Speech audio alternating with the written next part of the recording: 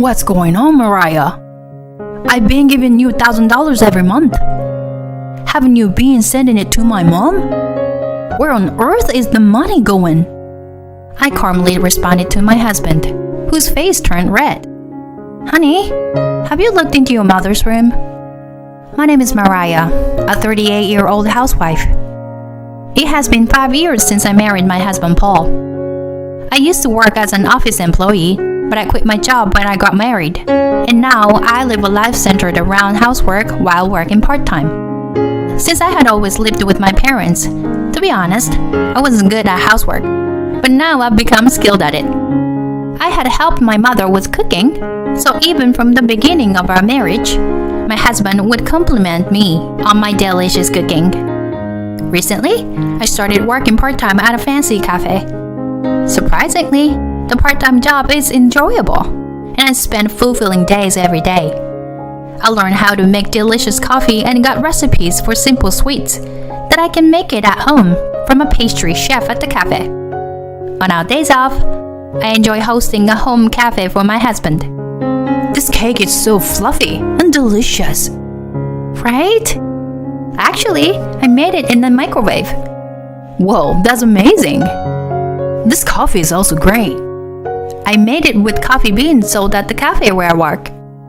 It has a strong bitterness, which goes perfectly with the roll cake. Make it again sometime. Of course. My husband has a sweet tooth, so he's always delighted when I make sweets. The little moments on weekends become more elegant, and my experience working at a cafe is greatly appreciated. I intend to further pursue my hobbies of coffee and pastry making. That's how we, as a happily married couple, spend our happy days together. However, during that time, a very sad event occurred. Dad collapsed? On a day off, my husband received a call, and we hurriedly went to the hospital. Dad, are you okay? Oh, sorry. It seems a serious condition has developed. It looks like I'll have to stay in the hospital for a while. After my father-in-law fell asleep, we moved to my in-law's house and spoke with my mother-in-law. Mom, are you going to be okay on your own? Yes, for the time being. But it seems the hospitalization expenses and further medical costs for your father will be quite high. I see. That's true. My father-in-law was suffering from a serious illness. My husband and I felt sorry for my mother-in-law. I'm thinking of sending money to Mom. What do you think? Yeah, I think it's a good idea. I'm worried about your mom, and I think she'll have a hard time living alone. Especially in time like this, we should support her. Thank you, hon. After that, we started sending money to my mother-in-law. Are you sure about this? Yeah, please take it. Thanks to Mom and Dad, I was able to go to university. That's how we started sending her $1,000 every month.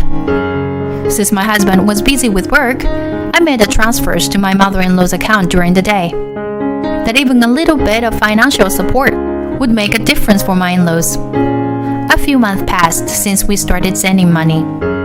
My father-in-law's condition didn't improve much. When we visited him, he put on a brave face, but it seemed like he was actually going through a lot of pain. My mother-in-law was deeply worried, seeing her partner growing weaker day by day. My husband and I also felt saddened by this situation. We wished for a miracle, that my father-in-law's illness would be cured. However, our wishes were in vain. About 9 months after his hospitalization, my father-in-law's condition worsened, and he passed away. My mother-in-law was devastated, having lost her beloved husband. Both my husband and I mourned the loss of her kind father. While watching my grieving mother-in-law break down in tears, my husband and I immediately started arranging and preparing for the funeral. 2 days later, we successfully held the funeral, but my father-in-law was no longer with us. That fact left a gaping hole in our hearts as a family. I wonder if Dad is resting peacefully in heaven. He was always a busy and active person. So imagine he's still saying things like, there are only 24 hours in a day, and making himself busy, even in heaven. While reminiscing about my father-in-law, we gradually regained our energy and spirits. However, even after nearly 3 months, it seems that my mother-in-law was still overwhelmed by the sadness of losing her husband for several decades. Even when we visited her from time to time, she seemed to lack her usual vitality. Mom, are you okay? I'm sorry for causing you worries. If there's anything we can do, please let us know. Thank you. Well, there's one favor I'd like to ask. What is it? Could you continue the financial support like before? Life has been quite difficult, as the medical expenses for your father's treatment were more than anticipated. Was it tough even with the support we provided? Your father had a serious illness, so it was quite challenging. Actually, we were barely getting by. I didn't realize. Of course, I don't mind. What about you, Mariah? Yeah, it's fine. I thought it would be good if it could help my mother-in-law regain some of her strength. From that point on, I continued to transfer money to my mother-in-law's account every month, as usual.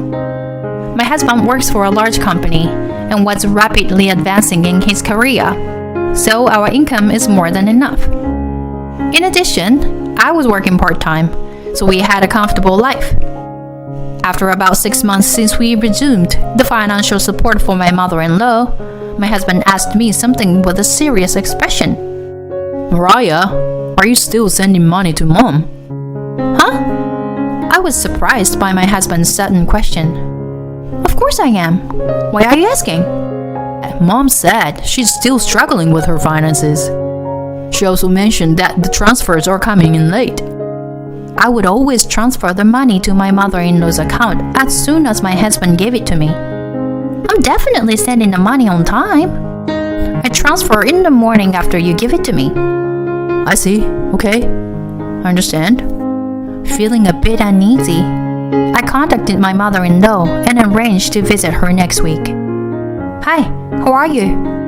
Mariah, it's nice of you to come. I'm sorry, but I don't have any tea. Would water be okay? Oh, yeah, of course. Please, have a seat. Saying so, my mother-in-law filled a glass with tap water and placed it in front of me. We happened to run out of tea, you know. Could it be that she's facing financial difficulties with even buying tea? I glanced around the living room and felt a slight sense of something being off. Wait, wasn't there a sofa there? Oh, I sold that. Huh? I thought it could help a bit with my finances. Well, it didn't amount to much though. Looking around, I noticed that other items of furniture and decorations were missing from the living room. It seemed that my mother-in-law was selling things from the house for money. And my mother-in-law appeared to be thin and gaunt. Are you eating properly? Oh, I'm fine. When I asked about her menu, it became apparent that my mother-in-law's diet was quite meager. What are you having for dinner today? Just vegetable soup. Just that? I have to cut back to make ends meet. That's... Upon realizing how much my mother-in-law was struggling, I was speechless. Excuse me, I need to use the restroom. To calm myself down, I decided to go to the restroom. That's when I noticed that my mother-in-law's room was slightly ajar. In a quick glance inside the room, I made a shocking discovery. There, I saw an expensive limited edition bag from a luxury brand. Back when I was working, I used to buy luxury goods often, so I could instantly recognize the value of the bag and other items of clothing. But why would my mother-in-law, who had been claiming to be poor and struggling moments ago, have such an expensive bag? With questions lingering in my mind, I went to the restroom. When I returned from the restaurant, my mother-in-law was preparing the soup. Maybe you should go back soon? Yes, I'll come back again. In the end, I had no choice but to leave as my mother-in-law suggested. But I couldn't shake off the thoughts about the luxury bag. Because of that, I decided to visit my mother-in-law again on another day, this time with my husband. Knowing that my mother-in-law was going through a tough time, I proposed to my husband that we buy ingredients and have a barbecue party at her house. My husband agreed, and we headed to my in-laws' house right away. Mom, we bought lots of ingredients. Let's have a barbecue party. Well, that's delightful. Thank you both. My mother-in-law seemed very happy. However, I was carefully observing her actions. I had prepared plenty of alcohol. If possible, I wanted to get my mother-in-law drunk and make her fall asleep. And today, I had arranged for me to drive back home, so I gave permission to my husband to drink as well. My husband enjoys alcohol, so with the combination of barbecue and drinks, he would surely indulge in them. As planned, my mother-in-law and husband were enjoying the barbecue and alcohol with great delight. Once they were full and had consumed a lot of alcohol, they said they couldn't eat anymore and started to look sleepy at the dining table. While I was cleaning up, the two of them drifted off to sleep. Taking advantage of that opportunity, I turned on the lights in my mother-in-law's room and found the luxury bag I had seen before. Indeed, it was quite expensive. Feeling guilty, but wanted to confirm the truth, I opened her closet. And there, as expected, there were numerous high-end bags and branded clothes. When you add up the total value, it would amount to a substantial sum. Moreover, there was a jewelry box in the closet. When I opened it, there were many rings, all of them high-end. There were even recently released new clothing items.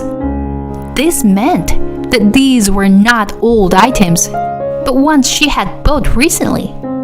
At that moment, I became certain. My mother-in-law was using the allowance we sent her for buying luxury goods. And yet, she had the audacity to say that she didn't have enough money and that her life was difficult. I was filled with anger. So, I decided to stop sending money to my mother-in-law. To ensure that she wouldn't notice I had been in her room, I put everything back in its place and returned to the living room. After that, I woke up my husband and we went back to our house. Even when we were leaving, my mother-in-law intentionally said, "It was such a long time since I had something this delicious. I'm so happy." While thinking that she could have a normal life if she stopped buying luxury goods, I drove the car. For the next 3 months, I stopped sending money to her. Then one day, my husband came back from work with a stern face and confronted me. "Hey, what's going on? Aren't you sending money to my mom every month? She contacted me. Where on earth is the money?" Facing my husband, who had turned red with anger, I calmly responded, "Have you seen your mom's room?" "Huh? Room? I haven't seen it. What about it?" "I found a large amount of luxury goods in her room the other day."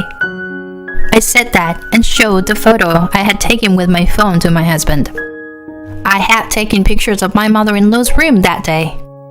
Honestly, he felt uncomfortable doing something like that without permission, but I wanted to know how the allowance was being used, so I investigated. As I said that and showed him the photo, my husband's face turned paler and paler.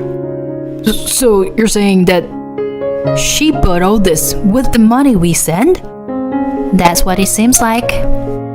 Maybe she's pretending to be poor, but actually, her life isn't difficult at all." "This is unbelievable." Paul had a face that expressed his disbelief. But seeing is believing. We decided to visit my in-laws' house unannounced. My husband and I drove there, and he used the key he had to enter the house. When we entered the living room, my mother-in-law was in the middle of a meal. "Paul? What's wrong?" Glancing at the dining table, it was immediately apparent that my mother-in-law was living a normal, if not luxurious, lifestyle. "Mom, is life really difficult for you?" Well, these were given to me by the neighbors." "Don't try to cover it up like that." Saying that, my husband headed towards my mother-in-law's room. "Oh, what's going on?" She tried to stop my husband in a panic, but it was already too late. My husband opened the closet and stared at my mother-in-law. "What are all these branded items?" Those are the things I had from a long time ago." Lies won't work. These are new releases, right? "So that means you've been using your allowance to buy luxury goods?" Well, my mother-in-law was visibly shaken as the truth was revealed. "Mom, we were worried because you were so devastated after losing Dad. That's why we kept sending you money. So why would you betray us like this?" "Paul, I'm sorry. Once I started buying, I couldn't stop." While saying that, my mother-in-law broke down in tears. According to the story, my mother-in-law had been ecstatic since my father-in-law was hospitalized. It seems that she found it unbearable to spend the whole day with my father-in-law after he retired. Amidst that, my father-in-law fell seriously ill, giving my mother-in-law the freedom to be alone at home, and she went wild, living a life going out whenever she liked, buying whatever she wanted, and eating whatever she wanted. The money quickly disappeared. That's when she came up with the idea of lying to us about the medical expenses, being difficult and receiving an allowance from us. Furthermore, it seems that my father-in-law had been paying for his hospitalization and medical expenses from his savings. In other words, it seems our allowance wasn't necessary. My mother-in-law had planned to indulge in luxury at least until my father-in-law's hospitalization ended, but it wasn't easy to break the ingrained habit of overspending. Therefore, it seems she decided to continue receiving the allowance from us, even after my father-in-law passed away. And in order to get more money from us, she pretended to live a poor life in front of us. When I mentioned that I would go check on my mother-in-law, it seems she deliberately prepared by skipping meals and making herself appear worn out from days before. Knowing that she had gone to such lengths to extort money, my husband and I were dumbfounded. "I'm sorry. Please forgive me." My mother-in-law said that while prostrating herself on the ground. But the shock of being betrayed was too great for us to forgive. "I can't forgive you, Mom. I won't give you any money anymore. And I'm cutting off the ties between us." "Please, I beg you. If you abandon me, I can't go on living." "Just stop buying branded goods. That's all you have to do. You can live on your pension. Anyway, we won't have anything to do with you anymore." Saying that, my husband took my hand and we left. We ignored the numerous calls and messages from my mother-in-law, and we secretly moved to another city without her knowing. A few months later, my husband and I happened to pass by the vicinity, so we decided to drive by my in-laws' house for the first time in a long while. Of course, we only intended to look at it from the outside. To our surprise, we found that the house had been sold. Surely, my mother-in-law must have continued her spending habits and accumulated more debt. With a sense of sadness, my husband and I drove back home. Since then, we haven't had any contact with my mother-in-law. It has been 2 years since then. This year, I gave birth to a daughter. But I don't think we will introduce our child to my mother-in-law. At least for now. That's how we feel. We intended to live happily, cherishing this family.